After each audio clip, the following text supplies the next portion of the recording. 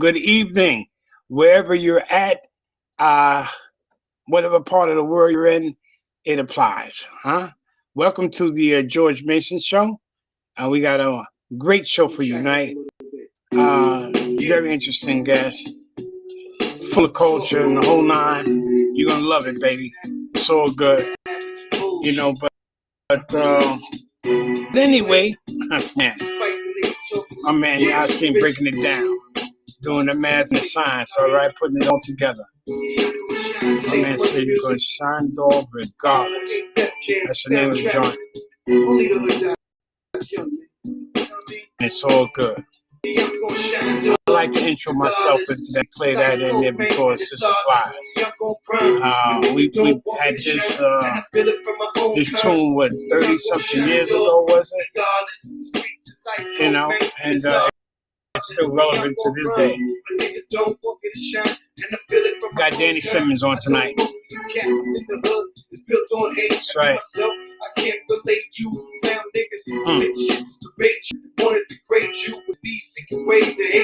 Danny's going to tell you what he's up to, what he's been doing, and what's going on.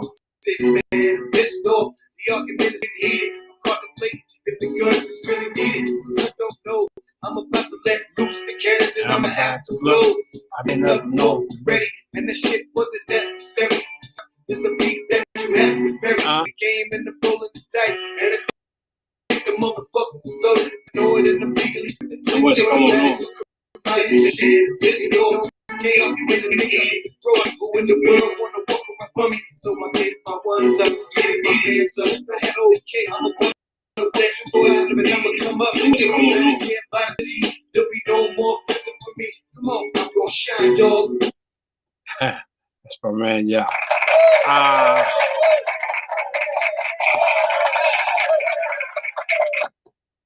Yeah, just trying to get things together here. It's all good. Yeah, like I was saying, we got Danny Simmons. But first, what I wanted to say to you before I bring Danny out, before we get into the show, and first of all, happy birthday to Dr. King. Dr. Martin Luther King. January 15th was his birthday, actually, and we celebrated on that following Monday, normally what we do. And it's interesting and Dr. King was such a young man when he was assassinated. And because of what he accomplished and everything that he did, he seemed like he was a much older man. He was only 39, and it was just coincide with the fact that Malcolm X was also 39 years old. And I looked that up. I Googled. I didn't know. It was just I knew he was young, but I didn't know how young these men were. And they were already made history, and they did their thing. And Dr. King left a legacy, man, that is going to be lasting for generations and years to come. And it's so unfortunate that we see a lot of stuff that's going on with this generation.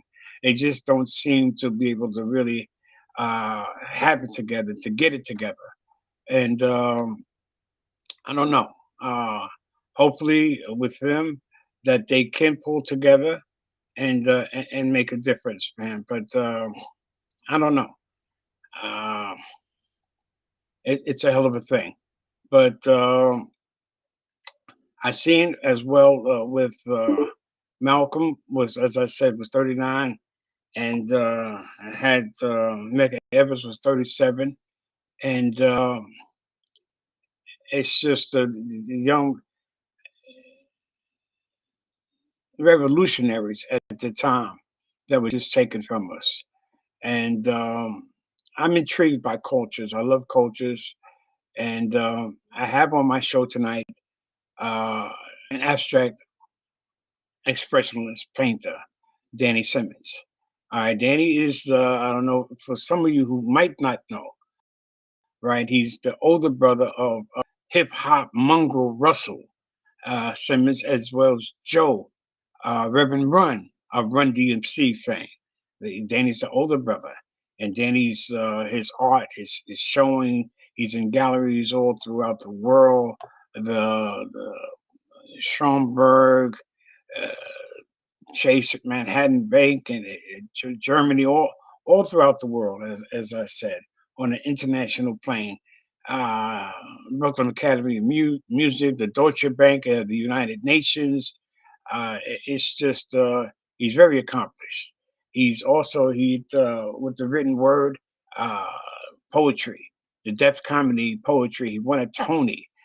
You know his list. I just don't. He's going to come out and elaborate because I do a whole thing on him as far as his introduction. Man, shit, we'll be here. For the next 45 minutes. But yeah, he's accomplished, and I'm grateful to have him here. Really blessed. We got Karen on the shout in. One second. Give up for Karen. That's what's up. But I want to give you a little taste of this. Uh huh.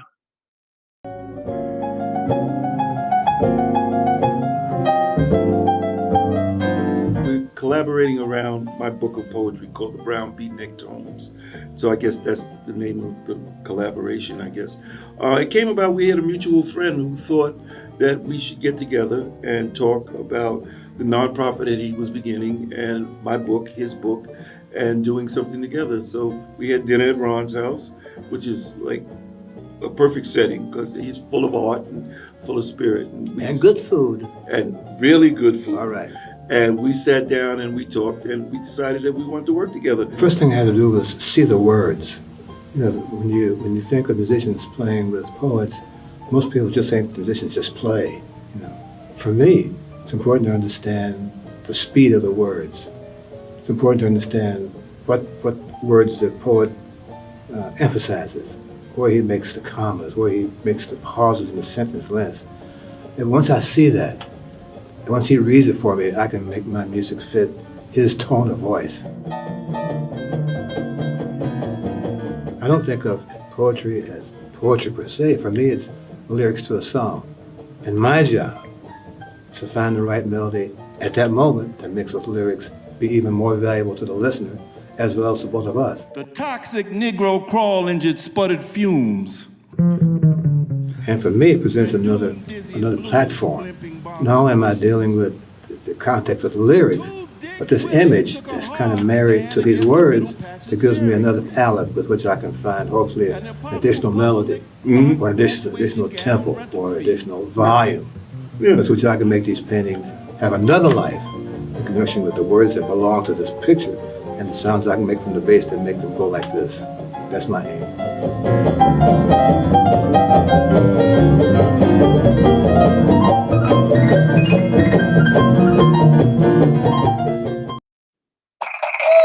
Let's give it up there.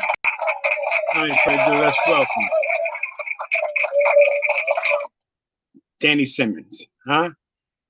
Yes, sir. Yes, sir. Danny, welcome, my man. Welcome, my brother.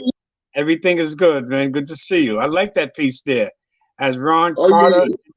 Yeah. Yeah, that was amazing. That was an amazing time, man, to work with Ron Carter. He has at least 2,000 recordings. I mean, he's a legend. He's a jazz legend, probably the greatest living jazz legend there is right now. And to be able to not just do poetry with him, but to have a CD out on Blue Note Records, the iconic Blue Note Records, it was really a highlight of my career. Not just as a poet, but just my career in general, to be able to work with a man of such great stature. And you said the food was good too, huh? The food at Ron's house was amazing.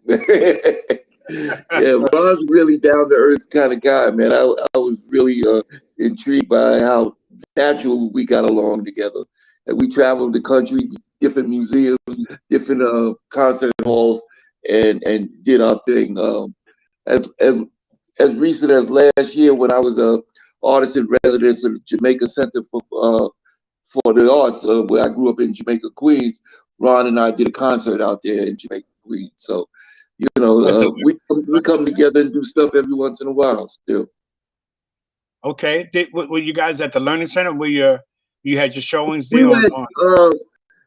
They took over an old church down the block on Jamaica Avenue, maybe about 15 years ago, and turned it into the Jamaican Performing Arts Center. And so it has about 300 seats, and we filled the place last January, probably a whole year from now, a year away, and we killed it, man. It was an amazing thing. And I have up on there, what I'm showing. I don't know if you can see Danny Simmons, Malcolm Jamal Warner, Tyra Yasmin. Tell me about that. Tell my viewers. I see we have 521 now, which is good, and we just started the show, so that's a good thing. So Wow, that's a nice number, man. yeah, well, hey, Danny Hey, Simmons, listen, baby, this is the third time I've been on your show. Yeah, this is the third time I've been on here to hang out with you. I got to tell y'all, though, me and George go back at least 25 years.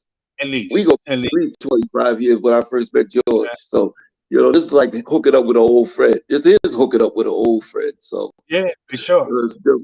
That's dope. Um, so, yeah, man. I had an art show. Well, first of all, this concert is going to be at the August Wilson Center, the iconic August Wilson Center in Pittsburgh. And, you know, I had an art show there last year and I did a performance. They asked me to come to Pittsburgh to do a performance, a solo performance and I did it with a bass player named Dwayne Dolphin. And Dwayne and I got along so great that I was asked to come back this year for the yearly poetry thing. And not only do poetry, but to receive an award for, I guess, the work that I've done in poetry, creating Def Poetry Jam, along with Bruce George and Deborah Pointer, and then getting Russell and Stan Lathan to join in to help produce it. And so they're giving me some sort of award. So I'm looking forward to standing up there and holding up my trophy and whatnot and kicking some poems because Dwayne Dolphin is coming back and we're going to reprise what we did before. And Stan Lathan was the with HBO with the Deaf Oh, yeah. Poetry. Yeah. He did Def Poetry, Def Comedy. And, I stole the name Def Poetry from Russell's earlier show, Def Comedy. So when that was over, I said, well, we might as well keep the Def thing going. And that way it's already branded straight up front. So HBO agreed to it, Russell agreed to it. We did a showcase and that thing came off and then we ran for like 7, 8, 9 seasons and was one of the most influential shows HBO has ever had. And you picked up a Tony. You went on Broadway with it, no? We went on Broadway and we had a Broadway play that ran and we got a Tony. And for the TV show, we got a Peabody Award. So, it did well and we launched a lot of careers and introduced a lot of people to spoken word poetry. So, we had the last poets on, Sonia Sanchez, Jessica Care Moore. I mean, the list goes on. Kanye West was one of the early poets.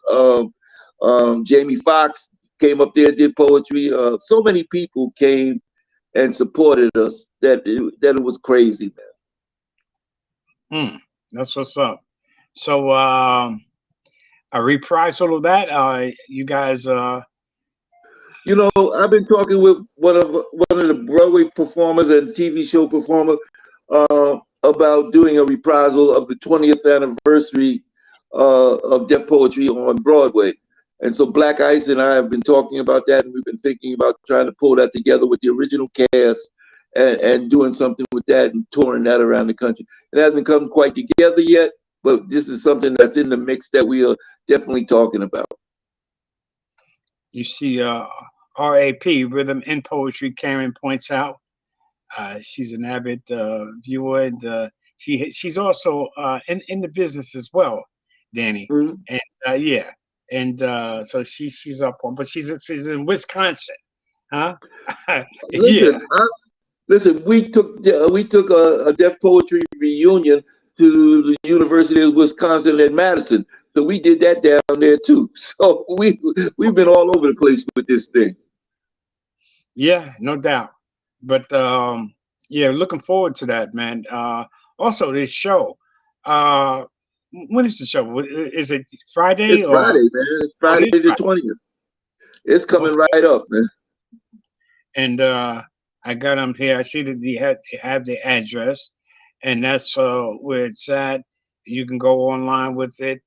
There, that's the phone number, and it has all that information there, ticket prices and such, and that's what's up.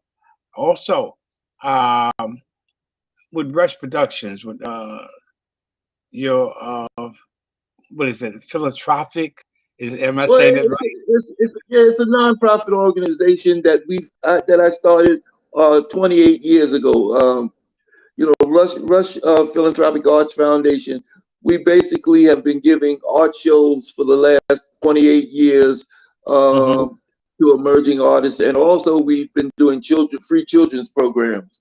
And so, you know, when I moved to Philadelphia from New York, I brought Rush to Philly, and we have two galleries here in Philadelphia.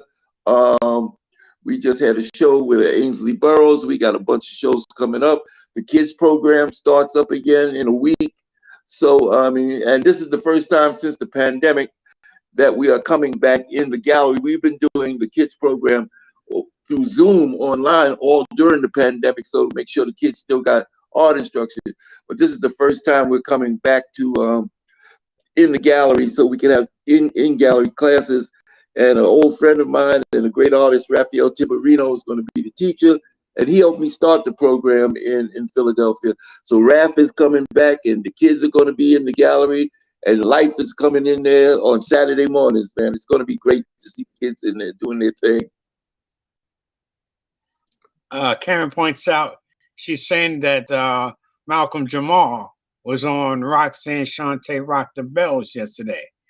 Yeah, so I know, because I wanted to play this clip for you. A lot of people, have you ever worked with Malcolm before then? No, I've never worked with Malcolm before, and I'm really, really looking forward to hanging out with him and meeting him. I mean, you know, I didn't grow up with him because I'm older, but you know, everybody knows Malcolm from Theo and the From Cosby Phil, Show. yeah. So, Yeah, but we he's grown up now. You know that, right? yeah, he's grown up and a full-grown poet, and does a million other things that I hear are so dope. So I'm really looking forward to meeting him, meeting the brother. And then my man Rich Medina from Philly, the amazing DJ, is going to do some of his own poetry, from what I understand, and also so a mean after party. So and Rich Medina has been throwing house parties and DJing house parties since I can remember, man. So it's gonna be lit. I know the This thing name. is gonna be lit. Give you a little chase of Mal, because people only know him as Theo Huxtable. All right. Yeah, you And got a clip of Malcolm. I'd love to hear it. yeah, I got a little clip. Go on.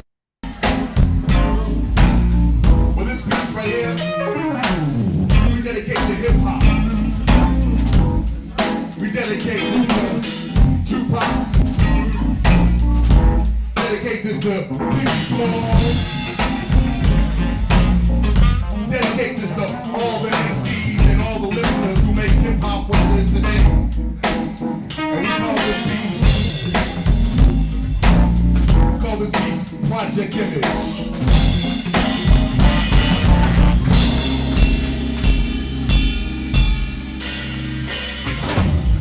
I know mad motherfuckers who would have classified as sucker MCs back when hip hop meant a lot to me.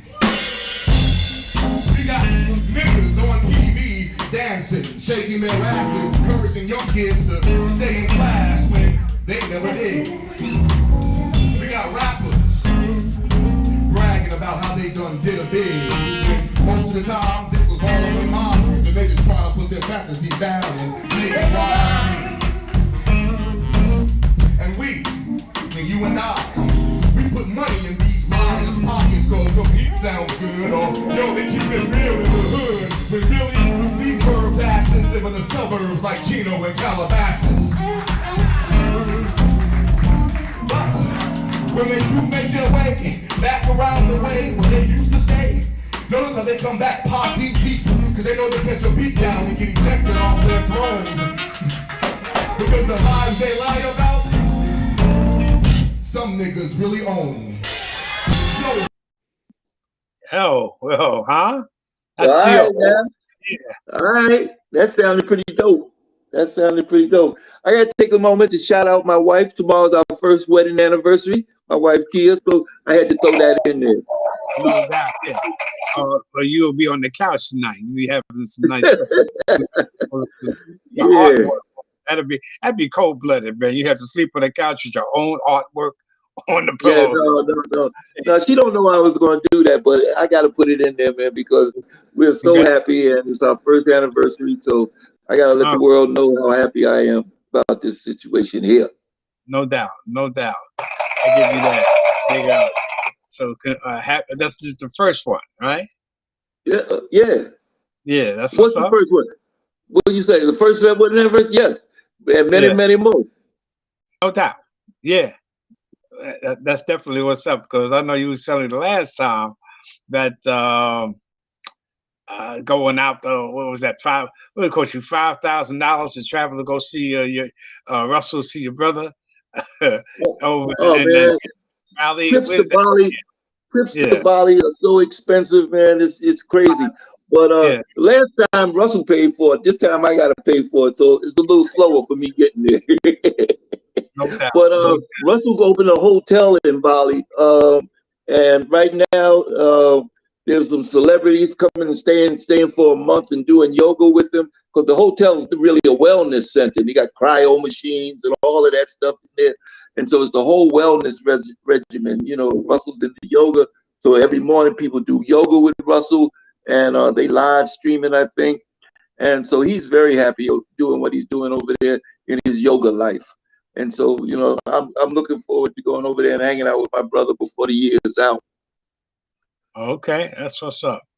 Yeah, Mhm. and you were talking before you came on. You were discussing about the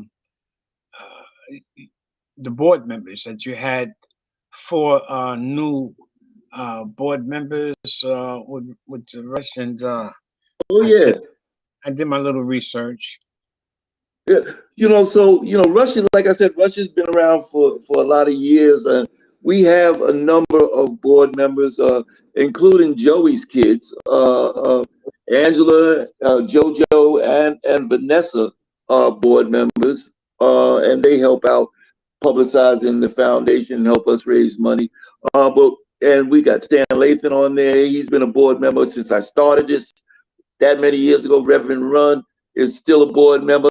Um, but we brought on four people who are really deeply into the arts. I mean, we've had a lot of people in the arts, but we brought on Halima Taha, who is an amazing person who wrote the book Collecting African American Art and has an amazing career as a writer and as a scholar. We brought on Bobby Booker. Bobby Booker is a journalist, award-winning journalist, and Bobby is a person well known around Philadelphia. And then we brought on Beresford Booth, who's a curator and helped us put together a portfolio project of 12 different artists that we're selling to raise money for Rush. Beresford recently stepped down from pulling together the collection for a very prominent collection called the Petrucci Collection of African American art. And then we brought on my man, Donnell Walker. And Donnell is an amazing collector who has damn near everybody in his collection. I'm always amazed when I bring up artists. He said, "Oh yeah, I got a couple of years." So Donnell is way connected to the arts community and it will be instrumental in bringing artists to the gallery to help support and exhibit. So we brought on four really important people to reinvigorate. Coming out of the pandemic, I mean, we stayed open for the most part. If we didn't do it at live, we did it live stream. But coming out, we need to put some new life and new juice into it. And these four people are going to be there to help what we call the reinvigoration of Rush Arts. So I'm really looking forward to working with them. And how many board members you have total? I don't even You know, man. Probably about 12. about 12. I'd have to read the list, but we have about 12. Not all of them are still active. A few of them dropped off. A few of them just drop in every once in a while. But we're making sure that with the reinvigoration, we're making sure that everybody's active and helping to support the organization and not just have their name on the letterhead. Understood. Yeah, I hear you. Hmm. That's It's uh, important. It's important that the organization has an active board, or it'll fail. We need people that help support and push the organization, the goals. I mean, we've serviced tens of thousands of kids over the years. Many have gone on to be artists, many have gone on to be teachers, many have just gone on to have better lives because of art in their lives. And so, appreciating art at a young age really helps the child center him, improves his education, improves his outlook on life. So, I mean, we need people that's going to work hard to help make that happen. Yeah, that's key. And Yep, I was looking through your profile, right? And I came up with some pictures. Well, this here, this is the venue that you're going to be doing Friday, if I'm not yep, the mistaken. August Wilson Center. Yes. That's the whole Jamal. We Mm, see. So I didn't know and a lot of people, I'm pretty sure, wasn't aware that Theo Huxtable, plays a mean bass. He's yeah, on I the. heard that too. So I'm looking forward to. I don't know exactly what he's going to do, but I hope he does the full thing: the poetry, the bass, everything. And he said some swear words. I got the for mature audiences only up there. I think all the poets did some swear words. I don't I, get through a poem without one or two, brother. I'm just saying, but Theo, what I mean? Yeah. Well, he is. Uh, Yeah. It's a little off book for him because he's like America's good kid. You know, yeah, I was he's a shocked there, Huxtable. He'll but forever be a Huxtable. forever. That's real. Throwing some references in there to Biggie, to Pac, Yeah. hip hop and the culture. Wow. All right, so that's gonna be I interesting. can see the old lady grabbing the purse. Not Theo. Not Not Theo. He didn't say that. nah, but but he was on the beat though. He was on beat and time. He Hey, sounded good. he sounded he He, sounded dope. he's I'm really excited to see him in person. I seen I was checking you out. A couple of your pieces there, man, on African mass and stuff. It's like, yo, talk about dope.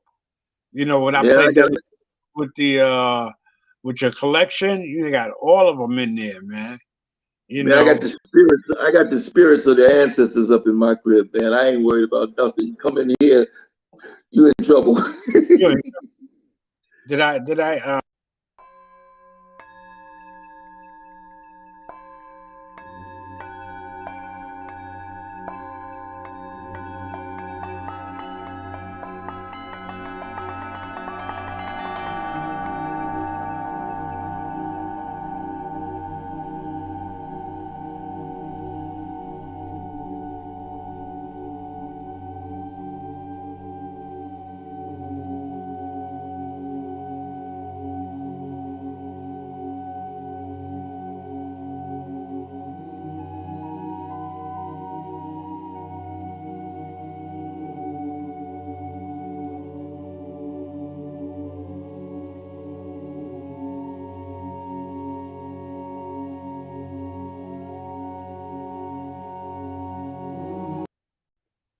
some beautiful stuff, Danny.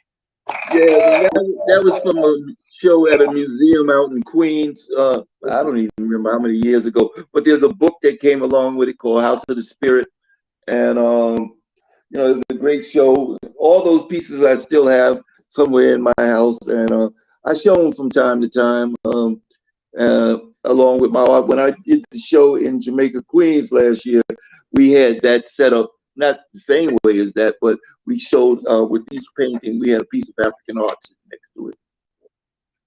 Is that the one at the Learning Center? Yeah, that was it.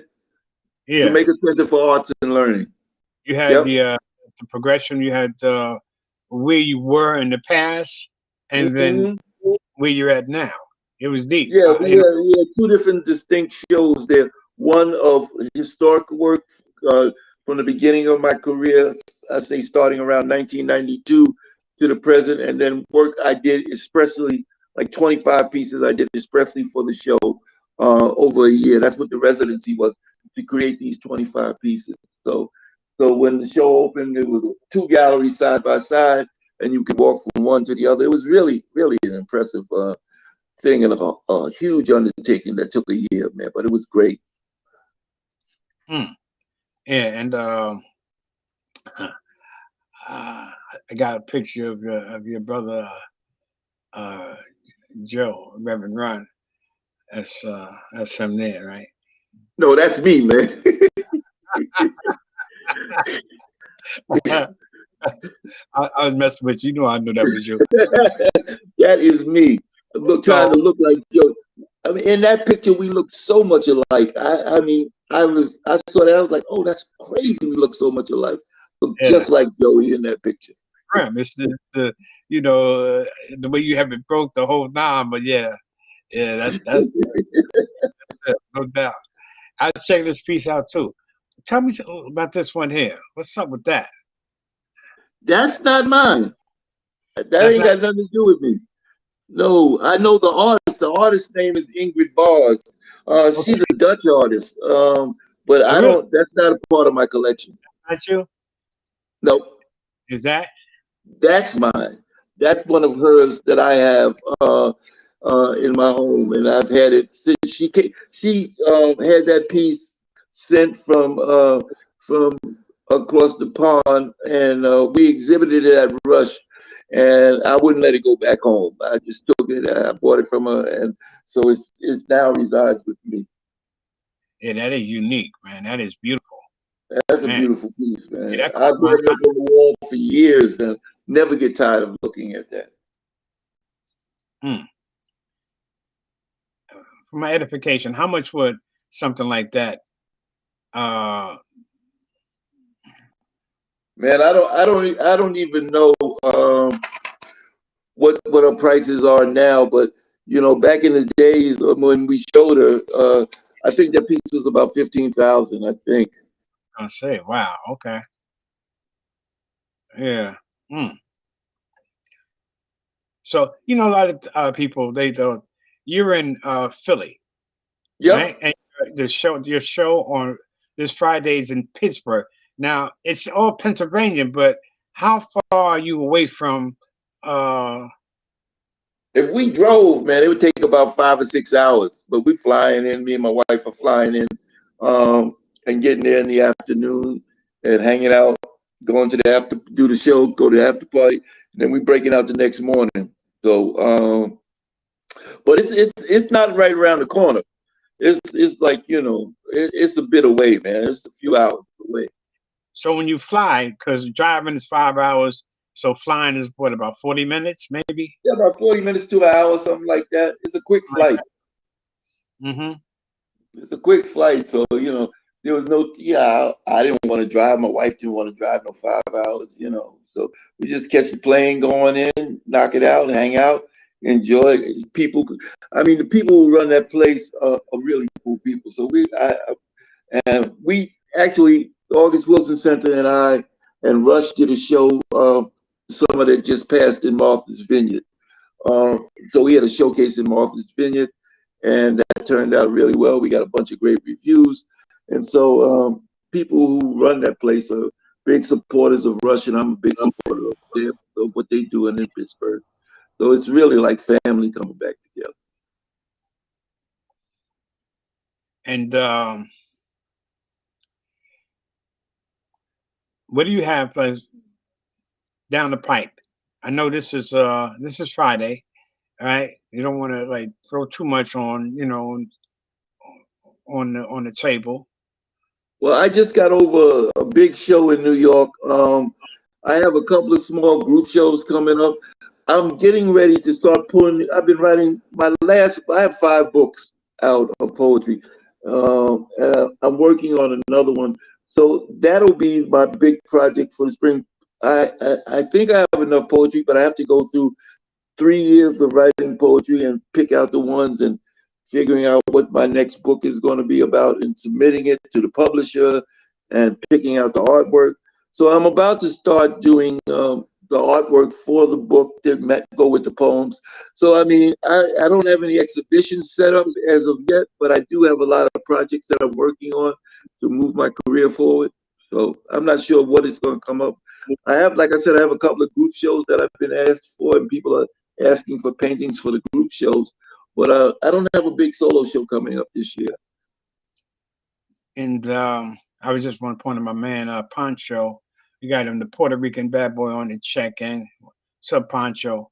Uh, Yo, man. You can make it out to Friday. Pancho, the 20th in Karen. Karen is in Wisconsin, but she travels. She gets around, and she has an artist as well.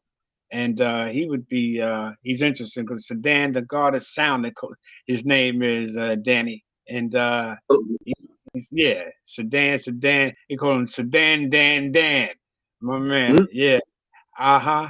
But yeah, and but they get around, they travel, and All right, well, I'm looking for if they come, I'll treat them like family. oh, and that's a fact. I already know it's good. But I did a gig in Pittsburgh, played years ago, and it's nice, man. People on, because New York is right. I'm based out of New York, and you're a New Yorker as well. Yep. Uh, you know what I'm saying? We just have a certain mentality. I'll speak for myself. That anything outside of New York is country. It ain't hip. It ain't. Yeah. You know, You yeah, I mess hate out. to say that, but we do think we hipper than everybody else. Yes, we do. You know. But Pittsburgh and listen, I was in Norfolk, and it's just a whole different because they speak a little slower or whatever. But you can't sleep on certain people. You just can't, have Yeah, that type of mentality, huh? and you can't speak on certain people, certain places. I mean, when I moved to Philly 6 years ago, I didn't quite know exactly what to expect, but it's a really good life here, man. A lot of good people, a lot of good things going on. So, man, I'm really enjoying the fact that I took the initiative to move someplace outside of New York and enjoy a different and slightly slower lifestyle than I had in Brooklyn, Mm. Yeah, see, Brooklyn's a whole nother. What would say Brooklyn, the fourth city, and like we used to come over, going into Brooklyn. man. Brooklyn is big. Yeah, Brooklyn has changed a lot since back in the day, since, which is one of the reasons I left. I mean, gentrification. Brooklyn used to be lit. It's sort of more sedate nowadays, man. It's calmed down quite a bit. Well, over there, like the Barclays Center, because Mm-hmm. when was the Barclays built? Because you broke out of the city in like 2015, I think, or 2016. 2016, 2015, late 15, going into 16. Yeah, And the Barclays was the Center was up and running by then. I mean, I went and saw the Rolling Stones at the Barclays Center a couple years before I left. And I've seen a couple of concerts there, and I think I went to one Nets game. So yeah, but that whole neighborhood has changed because of the Barclays Center. And there's a lot of development downtown Brooklyn now that it looks more like Manhattan than it just looked like Brooklyn used to look like. prices are like Manhattan's too. Huh? Going down. I say the prices are like Manhattan's as well. Oh, and the prices in Brooklyn, in most cases, in a lot of cases, I'm not going to say most, are more expensive to live there than it is to live in Manhattan, parts of Manhattan, bro. It's crazy. One bedroom's $3,000, 3,500. So you know, You had a it's law. always good to. I mean, I'm a big believer. If you can own your own home, you should do that. I hear You you. know, 'cause- That's the big thing. That's Rudyard Kipling's if. yeah. If you Well, could, it was easier back then than it is now. That's for sure. yeah, because Brooklyn homes are $1 million and better, going up to $2, $3, $4 million for brownstones. So you're talking about over there in Crown Heights, President Street. I with Crown them Heights, Fort Crown Greene, Clinton Hill, Bed-Stuy, all of and it's Hill, stupid. All of it's stupid expensive now. Carroll Gardens, no? Oh Oh, man, Carroll Gardens has been expensive for a long time. So, but those are nice neighborhoods. If you could get up someplace over there, I think a better investment for your dollar is someplace else, though. I don't think New York is the greatest investment unless you just a millionaire or something. But if you're trying to raise a family or do whatever you're trying to do, I would look outside of New York for that lifestyle. hmm. So like Philly, you say Philly's almost like New York. Like Yeah, but it's very, Philly, the cost of living is less, the price of homes is less. You get comparable homes for way less than what you can get in. And New York is you jump on Jersey Turnpike and you in New York in an hour and a half. So that's why one of the reasons I chose Philly because I can get back and forth, just jump on the highway, and I'm boom right there. when I think of Philly, I always think of Boys and Men. You know that song Mhm. they all the Philly cheesesteaks you can eat. Oh And Lord, huh? I went crazy with cheesesteaks when I first got here. I had to stop that, man. I have them every once in a while now. But man, I was a cheesesteak every day for almost a year. I was loving those things, man. They good, man. They really. If people don't know, man, it, it, it's I don't know. That's what they special. It's almost like Coney Island and the hot dogs. You're And them right. fries, man. Like whoa, incredible. But the first time I had a real, they you can go to these stores here, and they call them a Philly cheesesteak, but if you really had an authentic, real Philly cheese steak, man, You please, know there's the no, difference. you know the difference, and that's a That's right. fact. Hmm. But I have an uncle that's in Georgia, Danny. He's in Hepzibah, Georgia. And Hmm. he's got 5 acres and the whole nice. It's nice. It's a nice spread, but he's by himself now, and he doesn't know what he wants to do with the house, and it's just a one level, 4 bedrooms, 4 baths type thing, and yeah, because you were talking about the prices and stuff like that. It's not bad. It's mortgage. It's not bad, but I don't know, where you say Philly's not bad economically. Why, It's not bad. Philly's not bad. I mean, you can find a nice two-family home for money that you can afford if you got the down payment. The whole thing is not you. If you're paying rent, then you can afford to pay a mortgage. The whole thing about buying a house though is the down payment. You got to get that down payment together. and what a lot of people that if you've been renting your whole life, uh, you don't understand. Like when you making that investment, and that's a cool. It's a side. So now you're in the investment side of things. Anything that Right. goes wrong in that crib, that's your responsibility. It's like a co-op and a condo. What's the difference? Because you're responsible for certain repairs. If the door breaks or whatever, you got to pay for that door, huh? Yeah, in a co-op, the co-op is responsible for a lot more things than a condo. A condo is basically yours. You're And sure. responsible for everything in there. But a co-op, man, the co-op board and the co-op association takes care of most of the maintenance. You pay that maintenance fee though. Oh yeah, you got to pay that maintenance fee, brother. Even with the condo too. I've never had either of them, but I know people who've gone that route. So Hmm. But I know you in Brooklyn. I think you were in that fly ass loft. Yeah, that was. I was in that loft, but it was part of a building that we had the gallery in the building, and we also I had a couple of rental apartments in that building too. So Ah, okay. yeah, it was three lofts and the gallery. So that I bought the whole building way back in the days. I think it was '95, and that helped me get through the rents. Being an artist, the rent sure helped. You know what I'm saying? Yeah, yeah, no doubt. So right, Danny. So we got the show coming up. Yep. Um, tell everybody about it again. It's It's Friday. It's Friday, the 20th, at the August Wilson Center in Pittsburgh, and it's going to be a blast. That's all I can say. I can tell you more about it after we do it. no doubt. And you got Malcolm Jamal Warner, Tyra Yasmin, Tira. Is that Tira or Tyra? Uh, I think it's Tyra.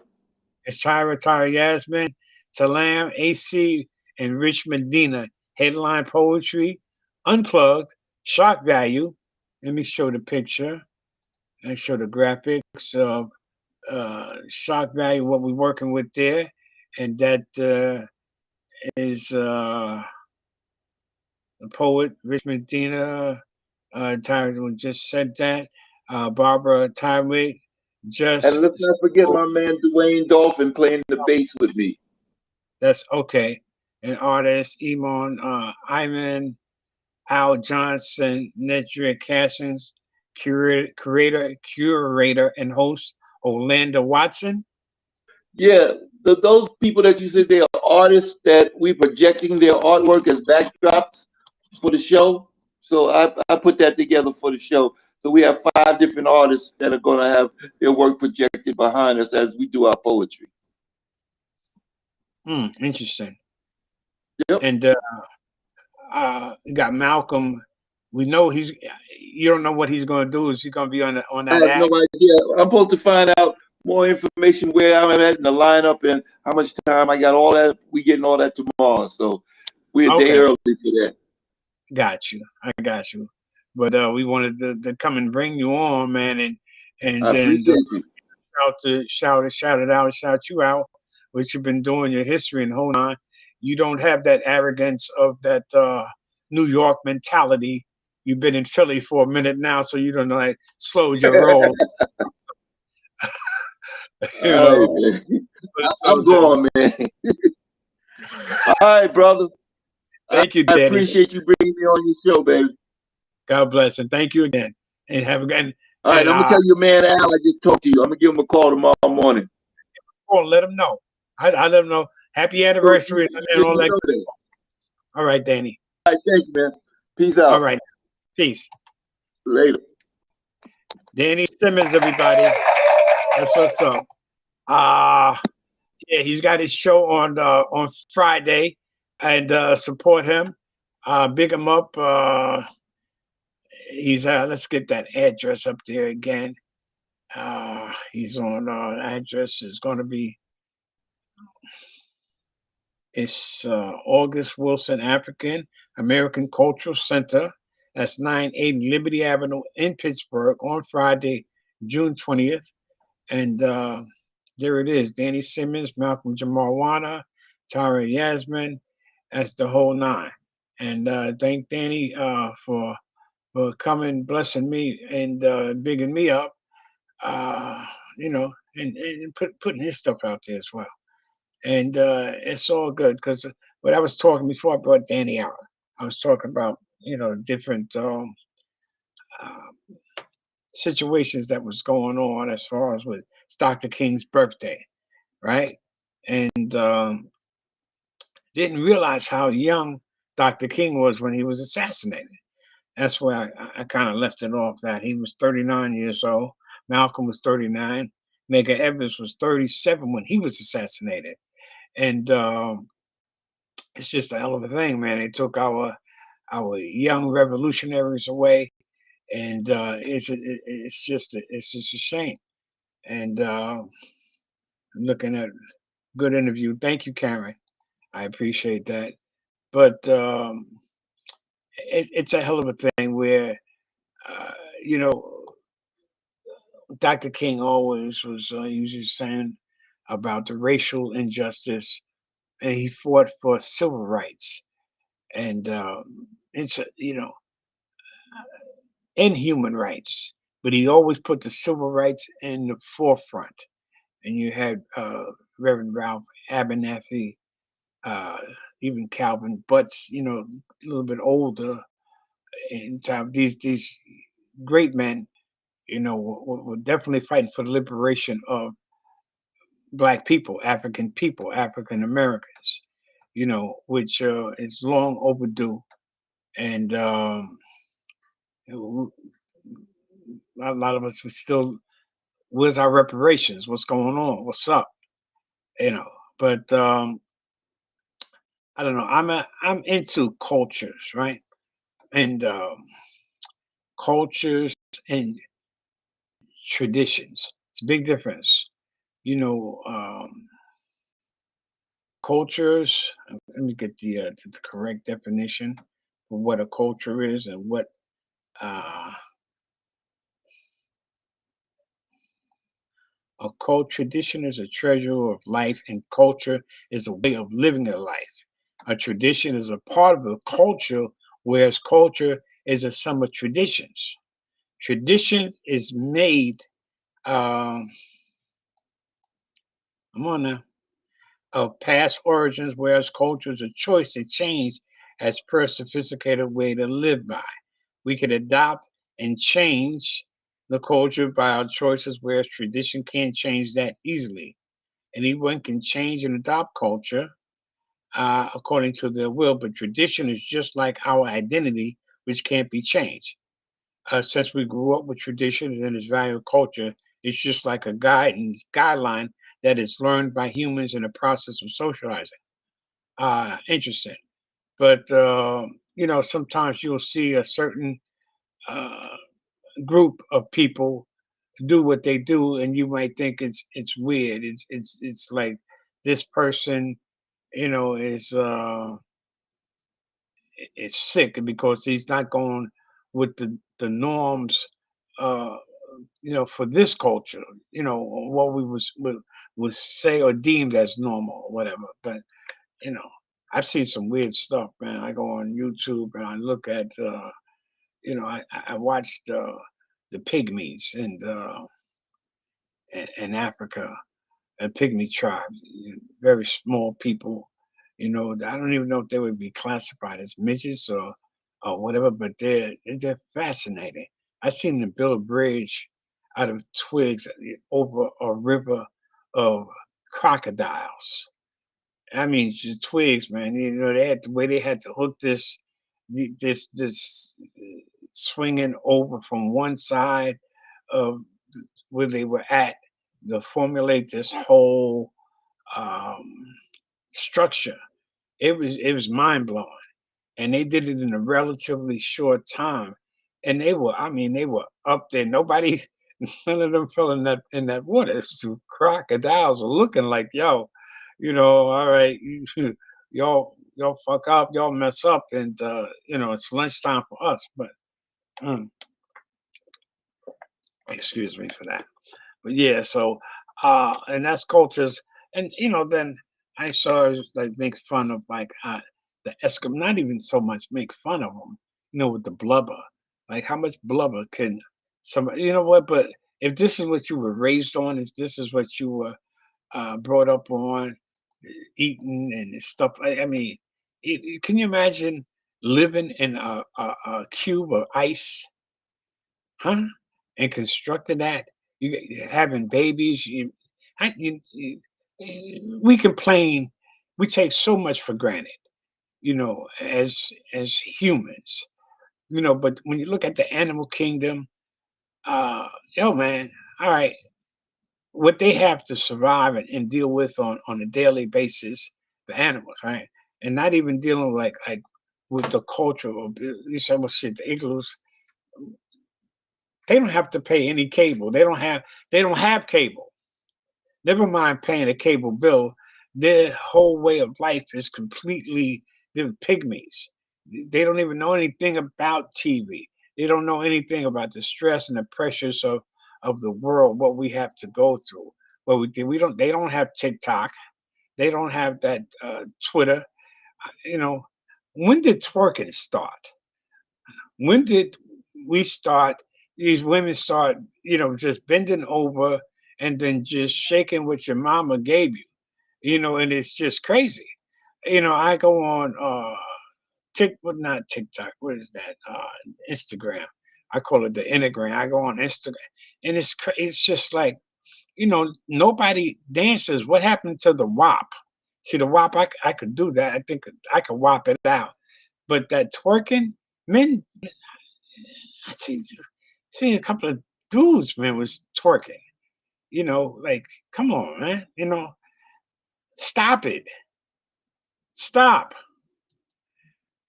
So I don't know. But I know that that's not our culture. Uh, Black people, African people, uh, we're from great culture. We're from great, the Timbuktu dynasty, the Ethiopia dynasties, the Nubian dynasty, and Egypt. Great the pyramids. Who built the pyramid? They always, Western civilization. They always want to know who built this, who did that, how is this? They still can't construct a pyramid. Pyramids are still standing tall, and it's beyond the understanding of humans. The construction and the development of a pyramid, which it stands the test of time, right? In the sands of Iraq and Iran, right? But between the Euphrates and uh, what is that? Mesopotamia, the Euphrates and well, I forget the other river, and I should know that. But yeah, but that's the basically with the start of civilization, with the great Anunnaki, those who from heaven to earth came, the Tigris and the Euphrates, between those two rivers, and it's just so much history out there. Just so much, people they get it twisted. We get caught up into the different religions and stuff, and uh, people are so lost now with this transgender and all of these different things that they're throwing at us, and to have us still sleeping, right? We want a woke culture. We want to stay awake and pay attention, is what Dr. King and Brother Malcolm X was trying to instill in Black Americans, Black people, to let us know who we are and where we came from, and to continue to, you know, uh, to have some self respect. When I see all the twerking, now I'm a man. I look at it. That stuff. You see some of these like, damn. Some of the bodies and stuff. But obviously, the women don't have too much self respect at all for themselves. Yeah, they look good. I can't front on it. Not all of them. Some of them don't need to bend over at all and all that. Listen, to each his own. My grandmother used to say, it is what it is. A lot of people. You your taste is your taste. If you like that BBB, the really big woman or whatever, listen, go for it. That's what. But for her to be bending over, because all that ass can't be clean. How do you clean? How do you get around? Listen, it is what because I'm saying it, but I know you're thinking it. Because it's like, damn, she said her. You know, if you guys forgot, I'm a comedian George Mason. So I be working out some stuff sometimes, but then again, it's some real stuff. My comedy comes from a point of realism, based 100% based. I do a lot of observational comedy, observational humor. I look at a certain thing and then I'll make light of it, and like I say, I'll say things, it's not profound or whatever. Sometimes maybe it is, but it's basically what people are thinking, and that kind of thing. Because you know they had this politician, Tierra, I forget her last name. Was it James or Max something? I'm not sure, but her first name was Tierra, a Rhode Island politician, and this she was twerking for votes. That's what I'm saying. Yeah, I'm obsessed with the twerking, but I'm obsessed in a way of where it's like it's kind of like played itself out. It's like, where do we go from here? The shorties is just they don't even talk on these little videos and stuff. They just walk in and they showing their ass. And like I said, I'm on Twitter. Somebody told me you need to get on Instagram and all this other stuff just to make your viewers go up and the whole nine. And you kind of, but to me, um I've made some contacts, yes, some positive stuff. I guess in any situation you can find, a silver lining. You can find some good stuff in it as well. But yeah, because for the most part, man, all that twerking. all that, showing the ass and all that stuff. After a while, after a point, it does get played out, and because all how much ass can you look at? How much ass is really, what I'm saying, gonna satisfy you after you've seen. I said, damn, all right, that's a big ass. That is a big ass. It can't get any. Then you look. I was like, damn, okay, so it can get bigger. But like, what am I gonna do with all? What am I do with all that? You know, it's exhausting. It's exhausting. But yeah, folks. Again, thank my guest, Danny Simmons. I gotta work some of these niches out in the show with that echo, because I'm tuning in, I'm doing some things or whatever, but I realize I'm on Facebook because I leave my Facebook page open sometimes. And I said, well, that's what that was. It's a technical thing, it's a little glitch, but I gotta figure out, okay, we gotta remember to leave the Facebook thing closed. Gotta close it and then open the show, do my little intro, da da da da, get in and out, and then work it that way. But yeah, but I want to talk more further in the near future about cultures and traditions. There's a distinct difference, and I made some light about it, what a tradition is and what the culture is.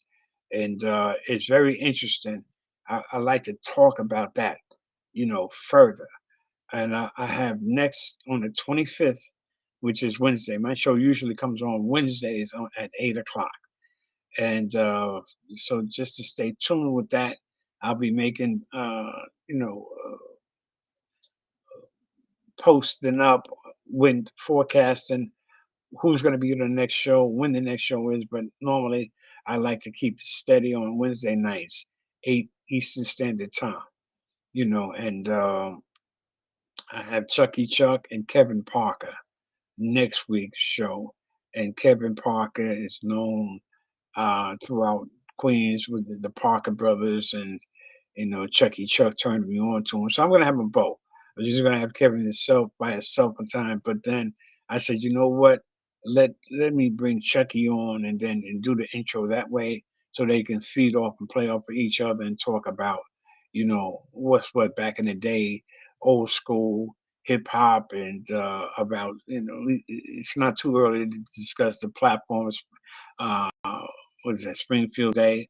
So we got that next week. I got that next week on the 25th. And I still want to have Karen on at some point. I had to cancel her show. We didn't have enough time to really pump it up and promote it. Karen is an avid supporter to the George Mason show. She's also in the business. She was doing her thing. She has an artist. And, so I want to talk to Karen, pick her brain, and chop it up with her and see what's what, and see where her head is at. And I want to thank you people out there for tuning in to stay safe. And if you have a loved one, tell them that you love them, right? Because life is short and you want to enjoy it. And again, I want to thank Danny Simmons, man, for being on. And he has his show on the 20th, which is Friday, and in Pittsburgh. And so I think you guys got the point, right? Huh? Got it. No doubt. But it's all good. Let's see. I got who's that? Yeah, Karen. Yep. But it's all good. So thank you again. Stay strong. Stay up. Stay positive. And you can't do wrong if you're in the right. And